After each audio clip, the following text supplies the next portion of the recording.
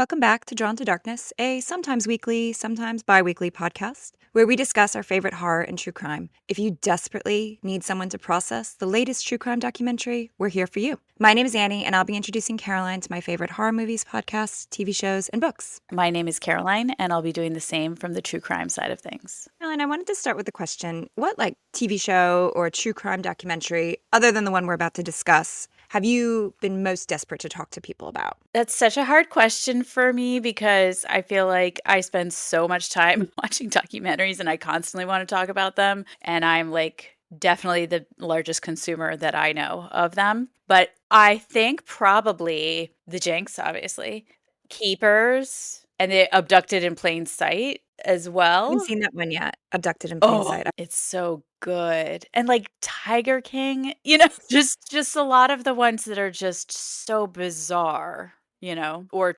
excessively tragic. I mean, I think back, I guess, to some of those really big hits that broke through, like Serial, Making a Murderer. I was thinking The Keepers as well. I guess I'm going back kind of further in time to when our attention was more collective, when most people were watching the same thing because there were fewer things out there. And there's so many things out there that it seems more rare that something breaks through where everybody's talking about it. And the reason I ask is because today we're going to be discussing Netflix Unknown Number, which has broken through that fragmentation of media. You suggested it because even our college girlfriends who aren't into this sort of thing the way we are, we're bringing it up. It's been hard for me to go anywhere where somebody doesn't bring it up. I was at the swimming pool, the lifeguards are talking about it. I was at back to school night, the moms were talking about it. I mean, it's everywhere I go. I have not had that experience in Australia. It's only American people I know who are talking about it, but I'm spreading the word. I've been telling people about it since.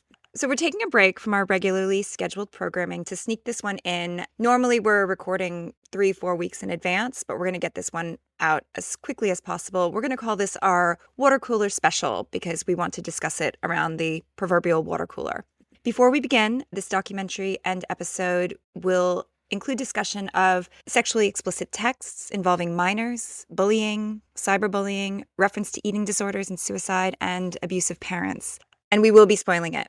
Caroline, why don't you tell us what this is about? Okay. It's 2020, the year we'd all rather forget. And 12-year-olds Owen and Lauren are the it couple in their small town of Beal City, Michigan. They're sweet, sporty, and wholesome. And if you ask me, maybe a little young to be in a relationship that lasted longer than 2 weeks, and let alone such a high-profile one. But anyway, in a town of less than 400 people with 2 bars and not much to do, the pair's golden couple status seemed to be rubbing someone the wrong way, as evidenced when they began to receive a barrage of relentless and shockingly vile text messages.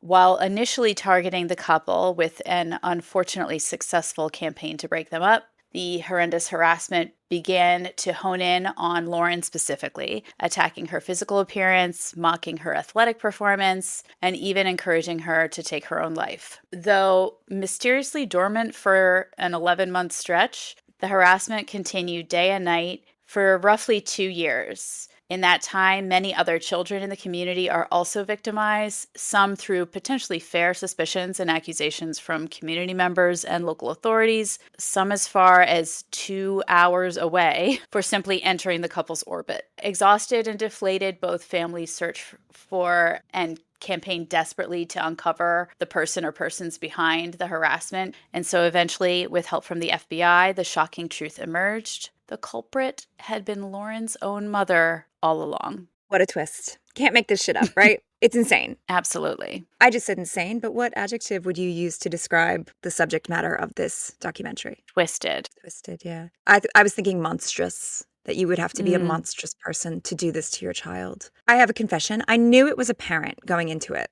Somehow that had made it into my mind. And also that kind of reveal, they foreshadow it a little bit at the beginning because they kind of focus on parents being too involved. And that was a clue for me. But I did not know it was her mom when Kendra was being interviewed at the beginning. And she's just talking about how they were trying to find the culprit and how she was supporting her daughter. I just immediately dismissed the possibility that it was her. And yeah, it's absolutely shocking. Yeah, I also knew that it was apparent because I had listened to, as I said before, all I consume is this kind of thing. So I had listened to like a Dateline or something, and I remembered that it was a parent, but I couldn't remember whose parent. And also, there was a big Vulture article, I think it was, that a lot of people who I've heard talking about this have read that came out a while before this. So I don't know how many people were as shocked as the many filmed reactions on TikTok that I've been seeing, which are so enjoyable to watch. Gosh, it's insane. You mentioned that it is COVID era when this started. This is a time when online communication between kids really ramped up. People started getting phones earlier. I even remember reluctantly giving my daughter, who was much younger than 12 at the time, access to Messenger Kids, just so she could have some contact with friends. So I think that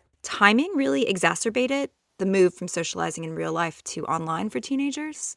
Before COVID, we had Kindle Fires for our kids that like they didn't even know where they lived. And then in COVID, even though at that time I had like an 11-month-old, they all got iPads because we were both trying to work and all of that. So, Yeah. The other thing I think is important about setting is the small town setting, that there's really no escape from scrutiny in a small town. Everybody's in each other's business. There's only 700 students from kindergarten to 12th grade. Like, that's really small. Well, you grew up in a small town, right? Like, really small. I did. My town has increased in size since I was there, but when I was growing up there were, I think, 3 traffic lights. There was one elementary, one middle, and one high, but there was still like 100 kids per grade. Small, but not 30 kids per grade. Small. 30 kids per grade is really small. Yeah. You can't escape if there's somebody who takes a disliking to you. Like, I work at a really big public school. It's like a university campus. I know bullying happens. It happens everywhere. But I do think the advantage to such a big school is that you can find your people and you can escape. Yeah. There's so many places you can go on the school grounds to get away. And I know that bullying has evolved. It's not who's the guy in The Simpsons that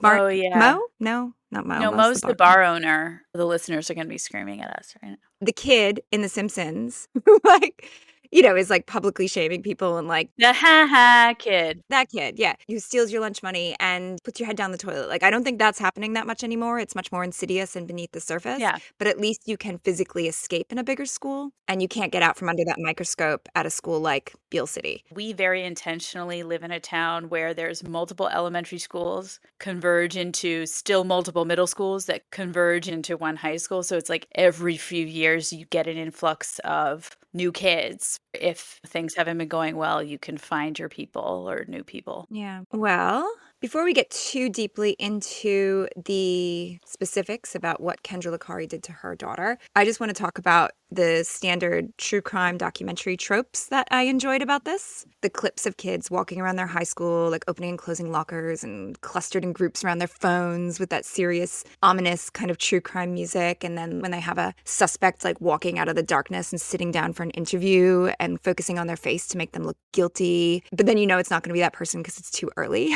Yeah. There was one part I loved where I can't remember if it's the FBI guy or the local cop, where they recreate the moment that he realized it was Kendra, and he's in a dark room in front of a laptop, and he like shakes his head to the glow of the laptop as he realizes, and he's acting it out again. And it reminded me of American Vandal, which spoofed exactly this type of documentary. That type of thing really, actually, I would put it in my criticism category of like, it took me out of respecting the piece of work. There were also, I can't remember them now, I didn't note them down, but there were a couple moments where like Owen or Chloe or Lauren, like some of these people, some of these characters would be like reliving things, reliving reactions, like you just said, or like having fake conversations in the gym on the bleacher or walking down the hallway and laughing, and I was just like, this is so unserious. Yeah, well, because I've seen American Vandal, I couldn't take it seriously Yeah. in that respect. But I kind of found that fun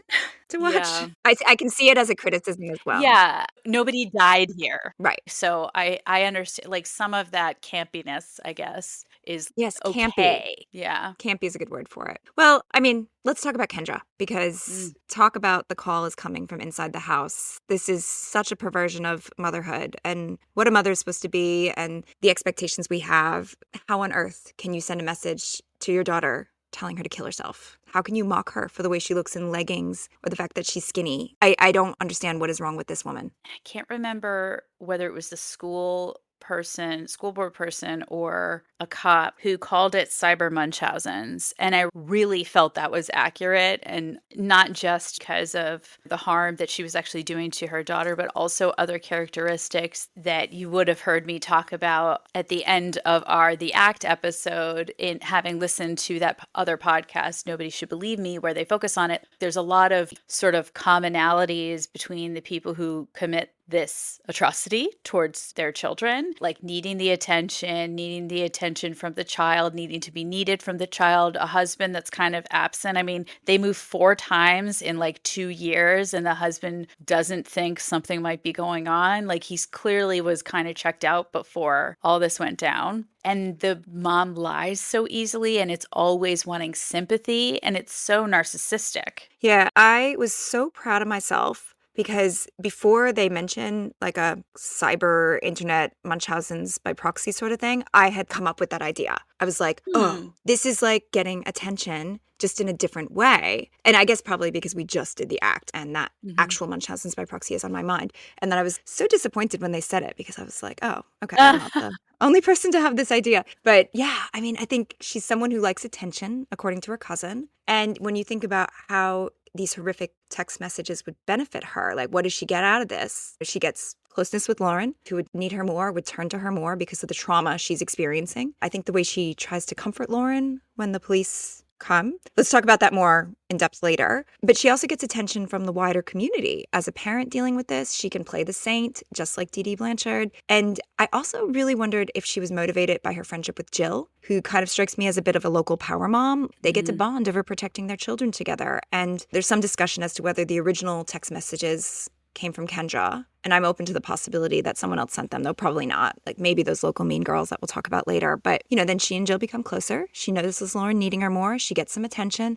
And then she thinks, hang on, I can make this happen, and starts sending more messages. And plus, because she's out of work, she has this sense of purpose that she wouldn't otherwise have. Yeah, and I also think Lauren really demonstrates some of the positions or perspectives that you would expect a victim of Munchausen's by proxy to have, like this maintained dependence on and love for the mom, and like not even really being able to comprehend that their own parent would hurt them, and kind of not accepting it. I mean, not every child who is a victim of medical child abuse comes around to the point that Gypsy Rose did of understanding that they have to separate. Sometimes they are mandated to be separated, and the child still doesn't believe the parent has harmed them. Yeah, there's definitely trauma bonding there. Yeah. But I mean, Lauren, these texts are so cruel. We talked about this in The Act, like what's more sympathetic than a sick kid is a dead kid, right? So like the fact that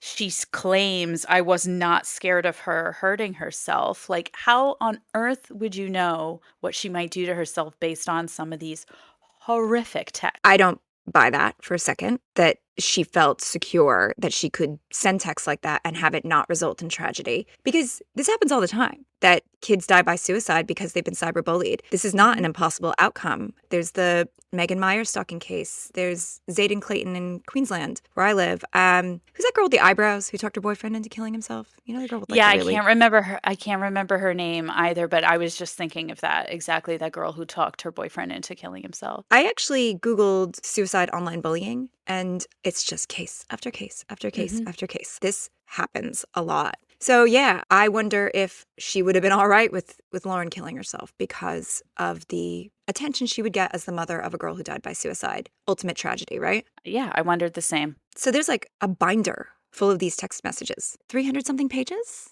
50-ish a day? Yeah, it started at 300 something, but then by the time it got to the FBI, I think it was over 700 pages. Side note, every time I hear the word binder, I think of Mitt Romney saying binders full of women. And so now I'm like, binders full of hostile, aggressive, vitriolic texts to your daughter. You are the ugliest person I've ever seen. Ain't no one want to see your anorexic flat ass. He wants sex. Kill yourself, bitch. His life would be better if you were dead. Her mother, from her mother. It's heartbreaking. It is. And so many of them are so graphic too. I mean, there was a point where the cop, again, I can't remember if it was the cop or the school administrator who was like they made him at 53 blush. They made me at 43 blush. I wouldn't even say these things to my husband. You know? Yeah. Yeah. Well, let's talk about the motivation because her feelings on Owen could be a possible motivation for why she did this. Now, she claims it was an attempt to smoke out the real perp, that if she continued the text that she claims she didn't send the initial text, but if she continued the text 11 months later, so the timeline doesn't really make sense, that she might be able to kind of get kids talking and then they would figure out who did it. Do you buy that? No, also because that's one of her claims. And she also claims that she did it to protect Lauren from being assaulted like she was at 17. She claims, which generally we believe women. Obviously, it's harder to believe anyone who is found to be lying about many, many, many things. Evidence doesn't lean me towards believing this woman. So this woman has a huge track record as a liar, a manipulator. So yes, she could be lying about the sexual assault she claims she experienced at 17. Even if it's true, this is not what you do to protect your daughter. Like, a lot of women have been sexually assaulted. We will discuss this in our upcoming Catch and Kill episode next week. This is not a normal reaction to that, to then torture your own child. Right. In either excuse that she's given, flushing out the real perp or protecting her daughter. How does texting Owen's new girlfriend and harassing her do either of those things? I think there's two possible explanations for that. One, her true motivation is that she's obsessed with Owen and she doesn't want anyone else dating him. Two, it's misdirection. Just like she somehow set up that some of the text messages were coming from Florida when Chloe's family went to Florida.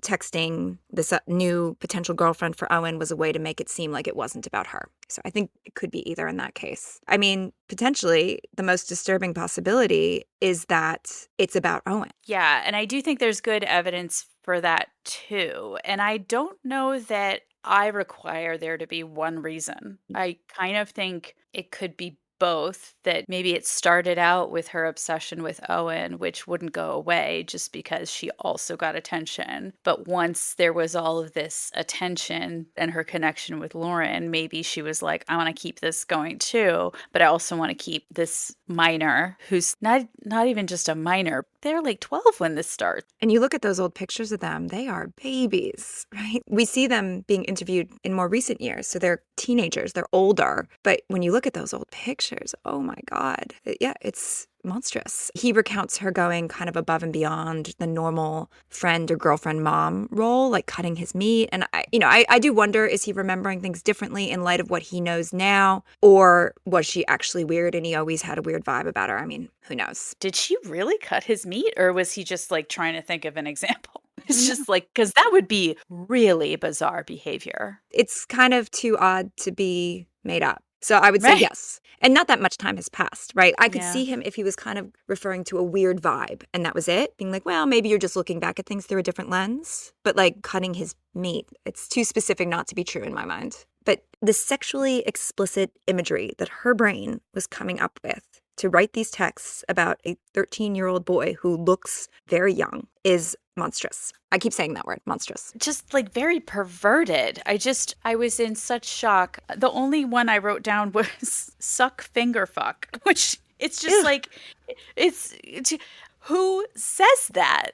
It's shocking. Now, imagine it was Owen's dad sending these to Lauren and Owen instead of Kendra, and he was describing what he was doing with 13-year-old Lauren, even if it was all made up. Would we be reacting the same way? Well, we wouldn't be curious about his motivation. And why should we be curious about Kendra's motivation if it's the same just because she's a woman? I feel like this was really glossed over. And that is my main criticism of the documentary. And I think it's because it's so shocking that a mother would do this to her daughter, that what she's saying about Owen to Owen is kind of forgotten about because it's like the mother, the daughter. But an adult woman thinking about Owen this way when he was 13 and crafting these graphic messages about imagined sexual encounters with him. So I think Kendra really got a slap on the wrist given the absolutely foul things she was saying about him. She got the felony stalking charge and less than 2 years in prison, but there's nothing about being a pedophile or a sex offender in any way. And I think if it was a man, the charges would have reflected that. I wonder if there had been a trial, how many charges might have been on the table versus this plea deal that people often take and courts often prefer because it does save money and time, etc. I mean, charges aside, like criminal charges aside, the documentary, though it shows the text, it doesn't delve into the text. And that makes me wonder if that was part of the deal to get her involved in the documentary. Like, we won't talk so much about the sex stuff. I think that she wanted to plead her case, which she attempts to do in various ways. She sort of talks about it was an escape. She talks about, oh, I'm disappointed in myself. I let myself down, which also this language is very separating you, not being like, I'm disgusted that I did that. Yeah. Her quotes were sort of removed, and then also immediately into her trauma as the excuse for why, and also very defensive, talking about like, if you drive drunk and you don't get caught, you're in the same boat as me, except you didn't get caught. Like,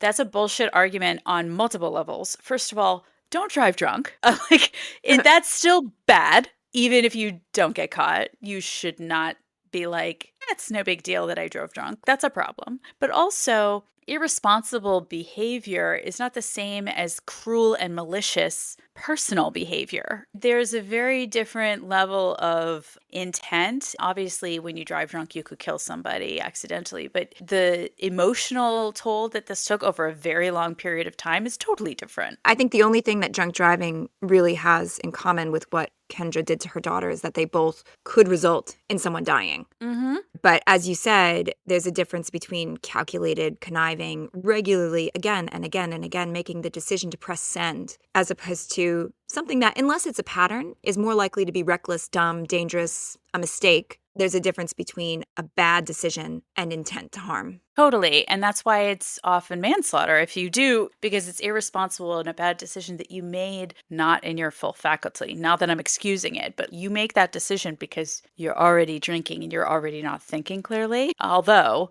looking at that table, she might have been drunk this whole time. Who knows? Yeah. I've never in my life seen that many bottles just out in the open. I mean, like, even if you were drinking that many bottles, you're not even trying to hide it. Maybe they were just about to take the recycling out for like several weeks of drinking. I don't know. Why do you lay them out on the table? Where are you going to Yeah, eat? I don't know. It's weird. There's another of many red flags there, and massive false equivalency going on with this equating drunk driving with what she did. The other possible reason is that she's jealous of Lauren. Lauren is such a lovely little girl, right? She's blonde, she's pretty, she's sporting, she's got her perfect golden couple boyfriend, her whole life's ahead of her. You know, you look at these pictures, she's glowing, right? And so maybe as Kendra is aging, she's out of work, her marriage doesn't seem to be strong even, before this comes out. So I was kind of reminded of those family annihilator stories like John List, people who have lost their job and kind of pretended they're still working to keep up appearances. And, which makes me wonder what would have happened if the lie about the job came out before the discovery that she was the perpetrator with the police right then and there. Would she have done something more drastic at that point? Could she have been one of those people who drove off a cliff with Lauren in the car? Not that that's what John List did, but other people have done that. Yeah, I mean, that's a good question. It's horrific to think of this, but it just occurs to me, if you have life insurance for a child who dies, maybe you are not in as much financial trouble as you were before. Yeah. Do you think she feels remorse? No. I think she's really sorry she got caught. Right. If she felt remorse, she would not have been in this documentary. Yeah. She was in this documentary because she feels like she is justified and she can excuse her actions. Well, I think we see right through that. I don't think anyone is falling for it. And can we be petty for a moment and talk about the camera angles? When Kendra's like on the couch reading text messages and she has like the quadruple chin. So if anyone thinks the filmmakers are too sympathetic to her, like, look at the way they filmed her chin. Yeah, I mean, there's a lot of people mocking her teeth and stuff like that, which I guess I felt a little bad about after White Lotus. Oh, yeah, that's a good point. But she deserves to be mocked because she's a terrible person. But I feel bad often for people who might also possess this or that feature that might be being highlighted. True. But it is entertaining. Yeah. I mean, another question I have is, what else did she do? Because I find it hard to believe that otherwise she was a perfectly normal mom and not abusive in any way. And she was able to partition off just this one part of her life, like that the abuse was only there. So these 20 months or 2 years or whatever of torturing her daughter couldn't seep in any other way. Was she able to keep it separate, or was she abusing or manipulating or, some kind of coercive control of Lauren in other ways? It definitely seems like she had coercive control and was manipulating Lauren in I don't know how many ways. I think that's a good question too, because I did note how almost at the very, very end, and I know this was for shock value, Chloe's dad, who I don't necessarily trust further than I could throw, does say, like, from the beginning, he suspected Kendra because she's not a truthful person. And what other evidence of that do we have? I mean, we have evidence from Kendra's cousin that she's attention seeking. So it's easy for me to believe that she's not truthful for the purposes of getting attention. But I just would love to have any example, even one, of how she's not to be trusted. Yeah. And it sounds like she was really involved at the school. So surely there's information out there. She was the scorekeeper for basketball and coaching and volunteering and all sorts of things like that. I kind of hated Chloe's parents. Like, Absolutely. did I read that or did I see that Tina dressed up as something to do with this for Halloween? What? The mom? Yeah, I feel like I saw it on Reddit that she dressed up as like a joke costume referencing this after the fact. I wouldn't put it past her. I also hate Chloe. She clearly is a very mean girl. I think it's baloney when her parents are like, they're being interviewed. Wait, I wrote it down somewhere. It was like, oh, in 7th and 8th grade, she was constantly being called into the office for bullying. And her parents were like, it's so ridiculous. She's a leader. They seem like the type of parents who would never believe anything negative about their precious daughter. And Chloe is a victim here, but I still think that she's also a perpetrator, not in the way that Kendra is. And I thought it was really harsh, those parents, for Tina and Chloe's dad, to suggest that Lauren was a part of this.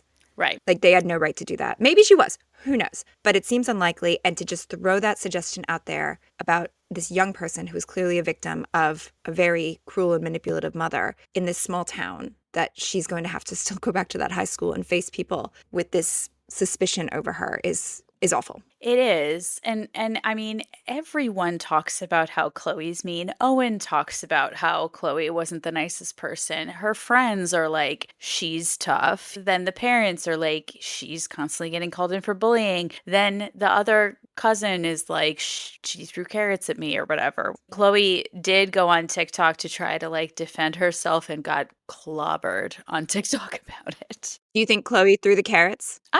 Yes, of course she did. Without a doubt. Yeah. No question. Too specific to be made up. Yeah. Yeah. And I mean, she is a victim of this, but if there was an assembly and somebody asked, raise your hand if you've been personally victimized by Chloe, everyone would be raising their hand. Yes. Yeah. If there's a Regina George at that school, it's Chloe. Absolutely. Do you think there's any chance that Chloe and her little cabal of pretty mean girls are responsible for the initial texts? I do.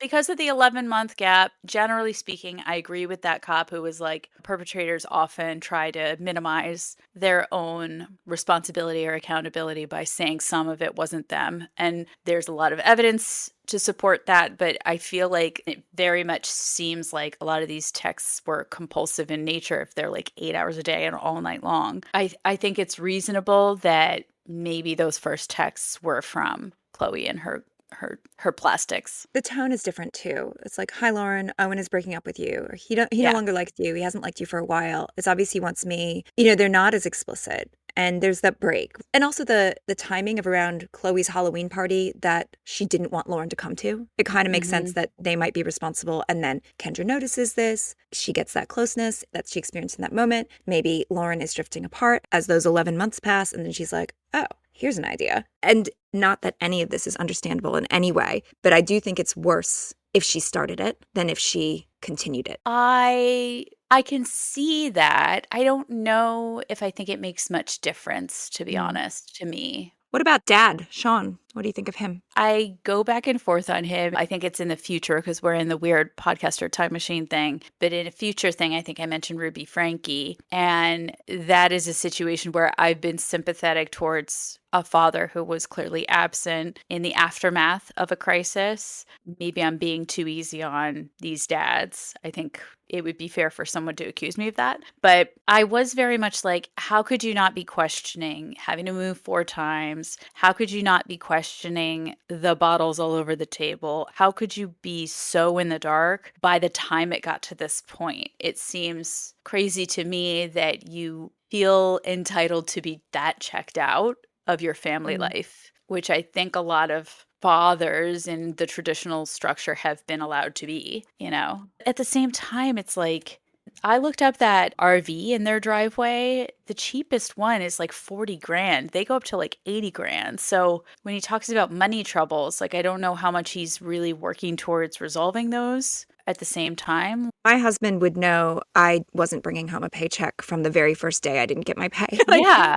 I would know too. Like, my husband does more of the financial stuff than I do, but I'm not that checked out. So it's hard to believe that a couple could be that financially checked out of each other's lives, especially if something was going wrong, that you wouldn't be like, I'm going to log on to our bank and see what the bank balance is. Hey, how come you haven't had a paycheck in 6 months? I just feel like you would notice. Or at least after, like, maybe if you don't normally do it, because my husband, I don't know that he would know, to be Yeah. honest. But if we suddenly had to move twice, even, he would be like, why don't I start to sit down with you and discuss why this is happening? Even once, he would just be like, well, I've clearly got to step in here and we got to figure this out and we got to sell the RV.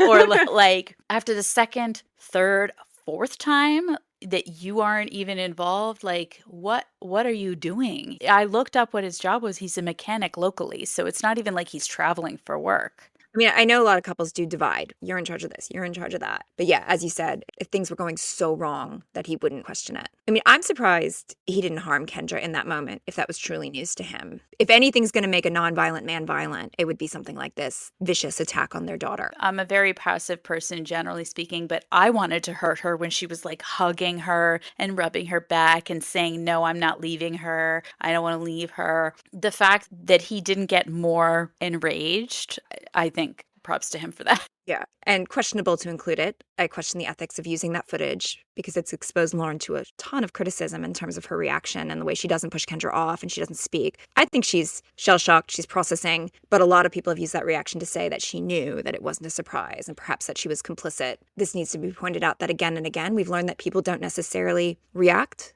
to shocking news the way we expect them to react and the way we deem it's appropriate to react. Like you look back to the famous Dingo Ate My Baby. What's her name? You know, that they didn't think she reacted. You should know that one. I should know that one. Not Lacey. Lindy, not Lacey. Yeah. The Lindy Chamberlain case that Right. she didn't react the way people thought a mother would react, and therefore she went to jail and she didn't do anything. Like a dingo really did eat her baby. And I think there's a lot of stories like this. Yeah, totally agree. I remember listening to, I normally try to avoid listening to 911 calls, but there's this case of Dateline where a fiance is shot and killed. His mother and his fiance call 911 and they're so calm. So calm. And you're just like, how on earth could you be that way? But yeah, like people are in shock. They don't know how to respond. And certainly in a situation where you're in a volatile, unstable circumstance, you're not going to be the type of person to like make waves and be dramatic when something like this happens. Yeah, and I think, as you said, the way she's hugging her, the way she's holding her hand, it's pretty sickening. And it made me cry. Not for Kendra, obviously, but for Lauren, that this is her mother. Like I wanted to scream at the TV, but you're the one who did this. You're saying I can't leave her, but the reason she needs support is because of you. It's just horrendous. So speaking of parents, should we talk about Jill, Owen's mom? Sure. I liked her. I mean, I think she made some missteps. I think she was perfectly imperfect. Yeah, she went too far when she took Owen's phone and texted Chloe pretending to be him. Like, that's a violation. But I also think she was desperate and she didn't know what to do. And she was being manipulated by a horrible person. So, Yeah, I really felt for her in that body cam footage when she's like, there's nothing you can do. yeah. She's just so lost. And I also really felt for her with the whole desperation she had around the phones in school. I think it's the administrator who talks about like, I go back and forth on the phones in school issue because I know that some learning can happen through phones. And it's like, who's learning on their cell phone? I understand the whole like screens in school question and iPads in school question, but nobody's in class on their cell phone, are they? I mean, you're actually in a school, I guess I should ask you. Well, there's some argument that for art, it matters because they might need to be taking photos or so some art teachers advocate for having access to them. I am firmly, firmly, firmly against phones in schools. Our school has a no phone policy. It's broken constantly, but we're trying. I have a minimum screen policy in my own classroom. And I find that when I am making my students handwrite and get up and switch partners and talk to each other, my class is so much more dynamic and so much more learning happens. There's a real deadening effect to any screen in the classroom,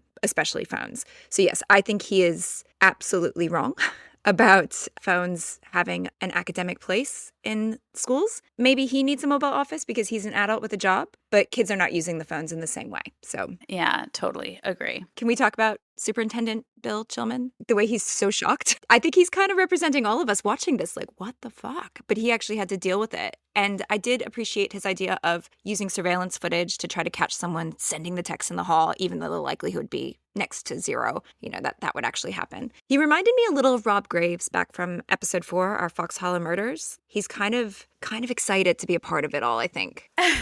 I mean, he lives in a town of 400 people.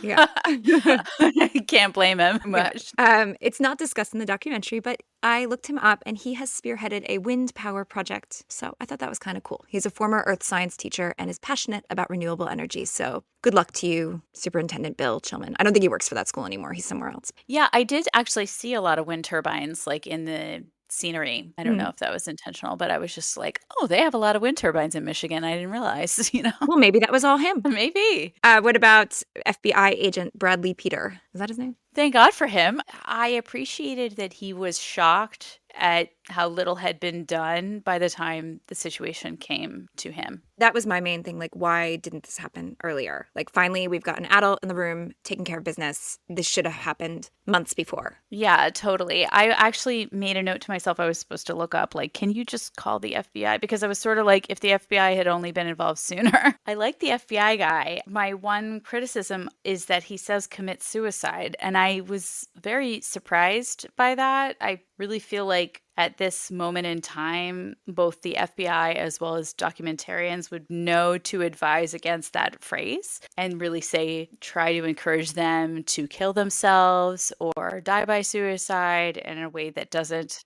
Try to encourage them to say kill themselves. You said try to encourage them to kill themselves. Such a good point. Yeah, try to encourage them to say things like wanted them to kill themselves or wanted them to die by suicide. Yes. Use the more respectful terminology. Thank you for articulating that so much better than I did. But yeah, that was essentially my point, both that the FBI agent should know better as well as the documentarian maybe being like, could we just take that again and use this term? Yeah, I think a lot of those terms are just ingrained in the way we speak, and it can take effort to remember to use the correct terminology and to keep up to date with that. But we all need to be open as language evolves to making changes. And I think, the older people get, like, we'll be like, I'm not saying this, that, or the other, right? Yeah, and that's fair, but I think the only way we get to a point where it's vernacular is by people being like, can we take that again with you using a different phrase, like that kind of effort. Or us criticizing it here today. Yes. Yeah. Everyone knows now. Everyone in the world who listens to us will know. Speaking of suicidal ideation, Owen did talk about killing himself in relation to these texts. I have to say, Owen seemed like such a sweet kid, and it is such a shame that this happened to him. They are so cute and young, and they seem so wholesome. And I hate to say all American because of the stereotypes inherent in that statement. And it reminds me of that episode of 30 Rock where Jack keeps talking about wanting to see like real small town America. And Tina Fey is like, there's no Mhm. such thing as real Americans. Like, we're all real Americans. Mhm. But like, they're just so sweet. And it's so sad that this is what caused them to break up. I mean, they would have broken up anyway, right? Not many people end up with their 12-year-old crush, but it's sad that this is what they experienced with the first time they ever experienced love, like that they were driven to break up by this harassment. And I felt so bad for Lauren, when he moved on. And apparently they just ignore each other now. It's really unfortunate. Yeah, I mean, all of these children have CPTSD after this. This is a complex PTSD situation. He's going to have trust issues, not to be armchair psychiatrist or whatever, but they are clearly, as he says, going to have issues and concerns about not only can they trust people, but what is getting into a relationship with a person potentially going to do to that person, especially because his next girlfriend was harassed, you know? As he said, getting a phone was the worst thing that ever happened to him. I can relate. Yeah, Can't we all relate at this I point? know. I know.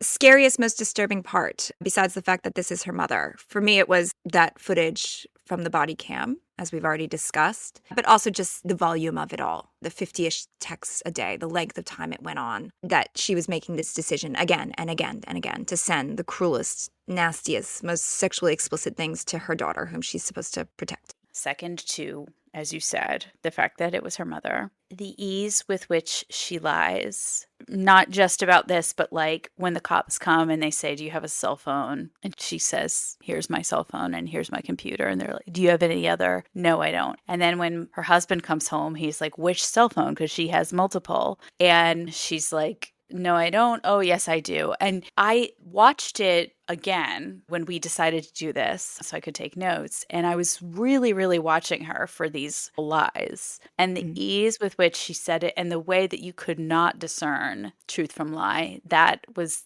kind of the greatest horror for me. Yeah. Another thing that I found disturbing was the way she mocks her daughter's body, how hurtful it is to tap into Lauren's insecurity about being so thin and calling her anorexic. As someone who's had an eating disorder in the past, I know how those negative comments can just really burrow into your mind as a teenager. And your mother should not be the source of those comments. Just, again, the cruelty of it all. And also, she has now given Chloe and her awful parents ammunition to be victims. Like, they don't need that shit. Yeah. We don't Yeah. need to be providing them with reasons to like grandstand. They clearly have no issue with doing it on their own without this Mm. extra push. Yeah.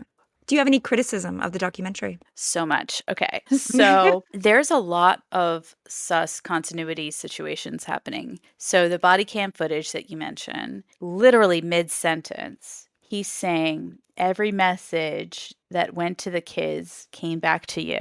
And Lauren's in the room. And when he says every message, her hair is over both shoulders. But when he says that went to the kids came back to you, her hair is over one shoulder and we didn't see her push her hair back. So what occurred between that space that maybe Lauren reacted to something that we didn't see? I mean, there was a lot of like that type of thing happening as well. In the very end, we're left to believe that Lauren still has her sympathetic feelings towards her mom and that she really misses her. And she does say all of that stuff when she's got the longer hair and she's sort of side angled in the room with the like pink lighting. Yep. But then there's a very stark cut to she's got a little bit shorter hair and she's in a brighter room with maybe bluish lighting.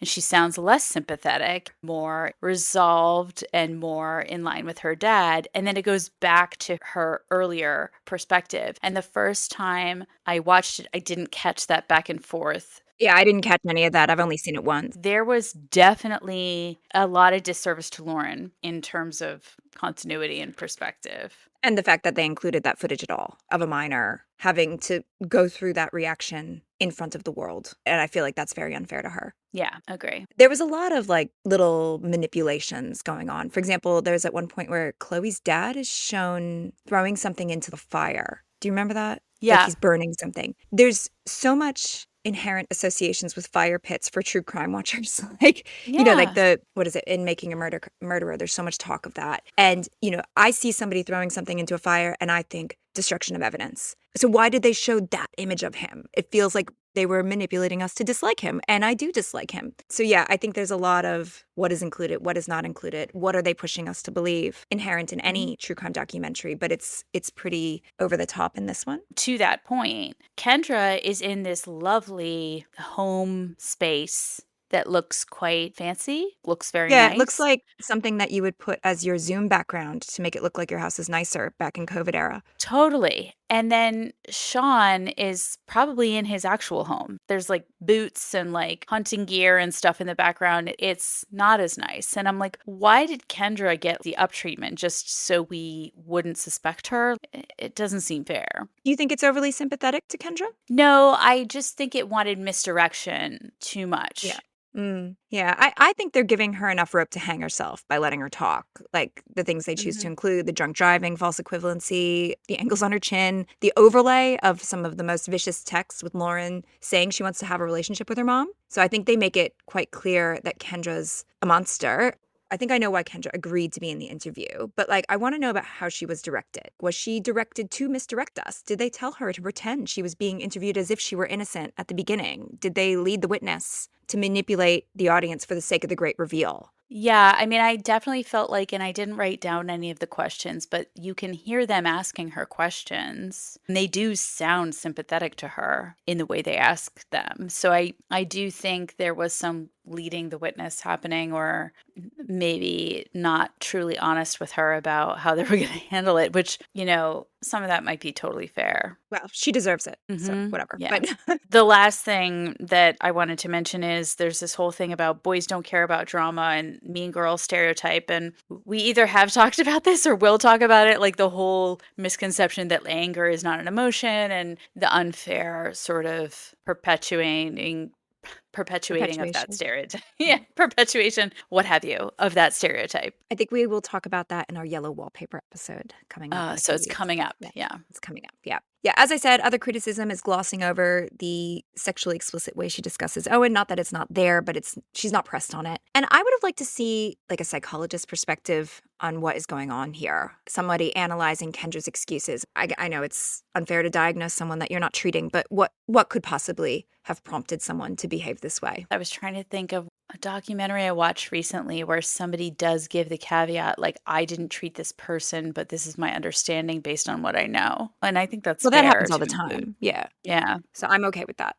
Should Lauren forgive Kendra? What do you think? Oh, no. Unequivocally, no. I think she should cut her off forever. And I think I said this early on in our episodes. I can't remember what about, but like, I'm just not a person that thinks you need to forgive to move on. And I understand that some people do. So if that is the way we're thinking about it, I do think Lauren needs to move on. If forgiveness is the way to do that, I guess fine. But generally, no, I think you just need to move on. I also found the love bombing emails from prison problematic, particularly the one where she's like, I'm so mad at you because you didn't say I love you. That's so manipulative. Totally. And poor Lauren, though, she still just wants her mom, which ties in with our discussion of Carrie, who still wants her horrifically abusive mom in her final moments. I also want to know, is Lauren in therapy? I really hope so. Because as we said, we look at those early photos of her, she could be played by like a Fanning sister or a young Chloe Sevigny. And then you contrast her with the tone that she has in the interviews and how subdued and shocked she is on that body cam footage after that daily unrelenting stress of being bombarded with so much negativity for years, only to find out it's her mother. But she still loves her. And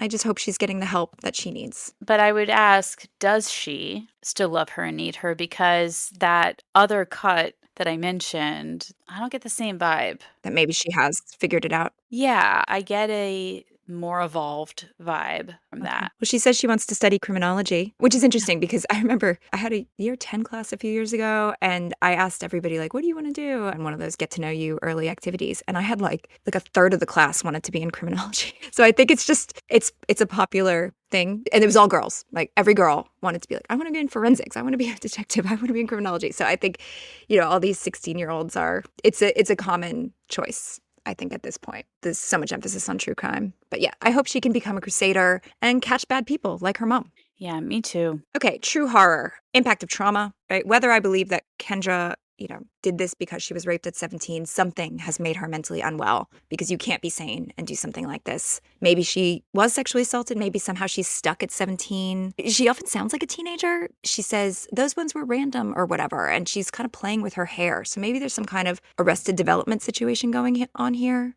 It's so hard to discern from the true horror of this from what it's just about. Like Yeah.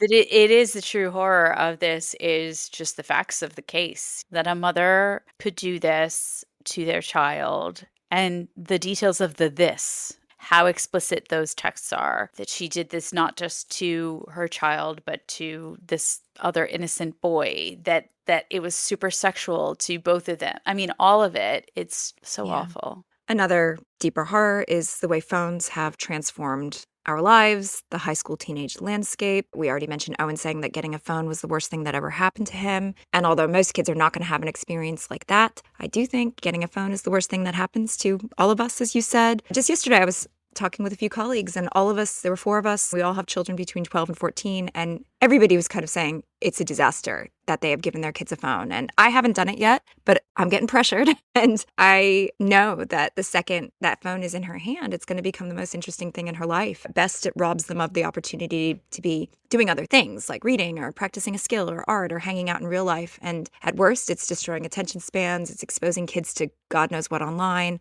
and providing bullies and predators inescapable access to their lives. I totally feel the wanting the security and the communication that comes with it, especially in America, where unfortunately school shootings are things that occur. And I live in a town where my child bikes to and from school, goes into town after school with friends. We have what we all lovingly call the burner phone. And we don't have a house phone. So if there was one parent at home, we had to drop someone off somewhere, we left the burner on the counter. Or if the kids were all going to play at the neighbor's house, like, or in a yard or whatever, take the burner, call if you need something. It is both a super cheap phone that is flip and prepaid minutes and not fancy and doesn't have all of those extra features. So that's the way we're handling this until we have to eventually deal with smartphones. Yeah, I'm the only mean parent among my daughter's friends. She's the only one, which makes it really hard to hold out. And that's frustrating because none of them should have phones, right? Like if we all agree. Yeah, I mean, we had a petition that we all signed. Like I signed a petition that said I wouldn't get him one before 8th grade. Well, 8th grade's not good either, right? Like it should be, I don't know, 16 or something, but it's impossible. But again, I do acknowledge the safety issue in America with schools. That's a real thing. Another deeper horror is parents who have so little going on in their lives that they get involved in their teenage drama. That's not great. Yeah, or parents that are so removed from their family life that they don't realize that their spouse hasn't been working for a year or 2. That's not great. Do we have any survival or self-preservation takeaways from this? Don't get a phone. That's mine too. Keep your kids off phones as long as you can. Yeah. We just at one of the local schools, local primary schools in my neighborhood, had an incident with a bunch of year 6 kids showing porn to younger kids because they had phones. So I don't know. Did learn about sex on the bus in elementary school. Me too. Yeah. Yeah. So this stuff happened before. Yeah. Yeah. However, even though my kids use iPads, I don't have Messenger on it and stuff like that. A lot of things that my oldest is missing out on because he's not able to use those communication things. But I agree. It's because I also don't feel great like reading everything he's doing. I don't love the invasion of privacy aspect of that. I want there to be some independence and stuff. Well, do you have a palate cleanser? Yes. I've been wanting to recommend this guy forever. I love everything that he posts. I watch him on TikTok. He's also on Instagram and Reels and everything. His name is Rob Anderson. It's at Heartthrob Anderson with 2 T, Heartthrob Anderson. He does these like snark reviews of various things, usually from the 90s. So he spends a ton of time. I know this guy. He does like The Sound of Music and like Dawson's Creek. Yes. Hilarious. I guarantee you know this guy because of me. Yes, you sent me him before. Yeah. He was watching all the Olsen movies. He watched Dawson's Creek. I think I probably sent you his Dawson's Creek stuff. Oh, Deep Blue Sea. But he this week also posted a review of, I guess Lifetime has done a movie based on this case, this unknown number case Of course they have. with Lisa Rinna as the mom. And I saw his review last night and I was like, oh my God, I'm so excited that I get to recommend him. He's great. He's also touring. Try to look him up, see if he's coming to a place near you because he does do live stand up where he talks about stuff from the 90s. He also was recently featured in People. Congratulations, Rob. But yeah, highly recommend anything he has ever posted. I love the way he skewers things. It's very fun. Oh, it's nobody snark watches like he does. Perfect.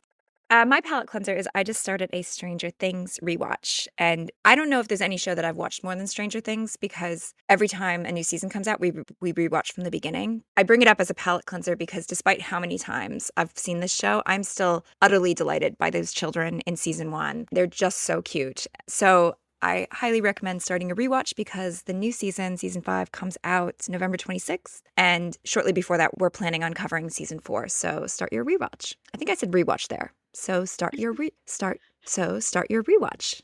Did you say we watch? We I think watch so. like pee? Start Like your pee while rewatch. you watch? Yeah. All right. Do you have any recommendations? Okay, so recommendations, I would recommend anything that Skye Borgman has done, actually. Abducted in Plain Sight, which I referenced earlier in this episode, and a bunch of other docuseries that are really, really great. So highly recommend her stuff. If you want something that's more just like high school drama, obviously I would always recommend 90210, Dawson's Creek, The OC, and any of those wonderful things, as well as Laguna Beach, The Hills, all of those if you want a more reality vibe that also is, I guess, kitschy and maybe feels like a docu-series, although super not, very scripted. Don't forget Gossip Girl. Yes, Gossip Girl. Oh my God, such a good point. I don't know that I have like any books or anything that I would recommend. It's very rare that you have a documentary that speaks to high school students. So we did mention Serial, and obviously that's like an OG in the true crime world. So I would say Serial is another one where people are sort of talking about cliques and vibes and who was in touch with who and all of that jazz. I would also recommend Euphoria, but this is not like the teen dramas we grew up with. It is very grim, but it, I guess, explores the awfulness of trying to be a teenager in the era of the internet. I also would love to recommend Serial for phone forensics. That's a major aspect of that, like pinging cell phone towers and things like that. And also for phone forensics, The Wire. My uncle, who was an investigative journalist, always said The Wire is the best show on TV, and there's a lot of phone tech stuff in that as well. For another catfishing story, you should go back and listen to episode 2 and watch Sweet Bobby, which we cover. We had some audio issues in that one, so hopefully you like us enough to forgive us. But we've gotten better. For more Bad Moms, you could watch the movie Bad Moms, but go back and listen to our last 2 episodes on Carrie and The Act. Which do you think of our 3 bad moms that we've covered, I guess in a row, are the worst? We've got Margaret White, the fictional abusive mom from Carrie, Dee Dee Blanchard, who had Munchausen's by proxy, and Kendra Lakari. Do you have an opinion? Dee Dee. Yeah, I agree. Yeah, because it was physical. And longer. Yeah, like a decade at least, right? Decades. Margaret White did try to murder her daughter, but I guess arguably Dee Dee did too, just more slowly. Mm-hmm. Jonathan Haidt's book, The Anxious Generation. Now, this is a book about the impact of phones. There are flaws in his research. There's some correlation is not necessarily causation criticisms of it, but I think regardless, the conclusions he draws about the dangers of phones are correct. So he has some advice for how to kind of return to a more phone-free, or I guess you can't go phone-free, but a less screen childhood. American Vandal, please watch this. It doubles as a palate cleanser. It is parodying this exact style of documentary. It is so fun. And Mean Girls, because Amy Poehler's cool mom, who's too involved, she's great in that. And also, obviously, Chloe and friends are Mean Girls. While you were talking, I was like, oh my God, I didn't mention Mean Girls. I can't believe it. I also didn't mention My So-Called Life, which is the best high school. Oh, and that's like your favorite. Yeah. Is it your favorite series? Yeah. It's up there. And listeners, what would you like to recommend to go along with this? If you have any recommendations, please follow us on Instagram threads or on Facebook. You can comment on any of our posts or message us directly. We'd love to hear from you. So our homework is Catch and Kill by Ronan Farrow, coming out next week. Start reading or listening to the audiobook or listen to the podcast. You'll get the same idea from that. And that's it. Caroline, do you have anything else? No, that's it. Okay. Well, thank you for listening. Please do all the things podcasters ask you to do, like and subscribe. Follow us on Instagram or Facebook. Contact us.